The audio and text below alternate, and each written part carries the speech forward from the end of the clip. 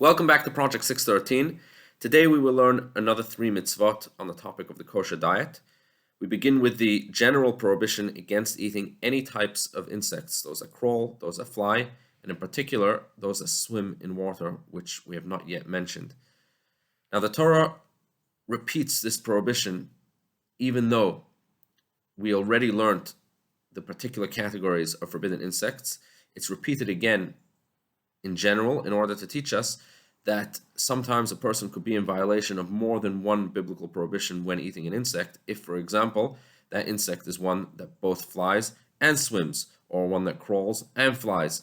In such a situation, a person would be violating not only one prohibition, but 2. The Torah refers to this as bal tashaktu, as something which is disgusting, and we are commanded not to engage in this sort of disgusting behavior. Now, our rabbis derived from this concept of bal tashaktu, of not engaging in disgusting behavior, that there are really other behaviors as well that would also fall under this banner, and although it wouldn't be a biblical violation, but would be a violation of the rabbinic derivation of this concept. For example, if a person needs to relieve themselves and holds himself in, this would be a rabbinic violation of bal tashaktu, of doing something which is considered disgusting. And that's in addition to the fact that it's not a good idea from a health perspective to hold oneself in. It's also considered a violation. The next mitzvah that we have today is the prohibition of eating a nevela. A nevela is an animal that died a natural death. And here we're talking, of course, even about a kosher animal. But even kosher animals, we are only allowed to eat them if they had a proper shechita, if they had a ritual slaughter.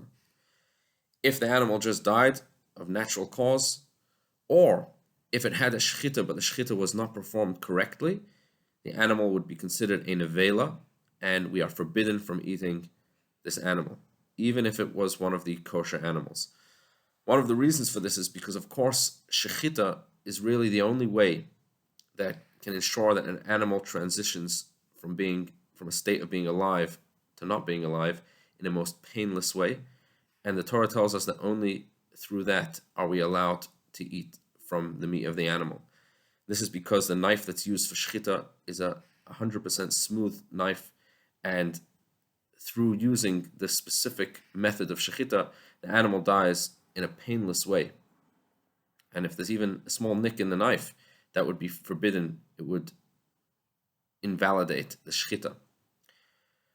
The next mitzvah that we have today is known as the shor haniskal. The shor haniskal means that the Torah tells us that if an animal kills a human being, that animal itself needs to be put to death.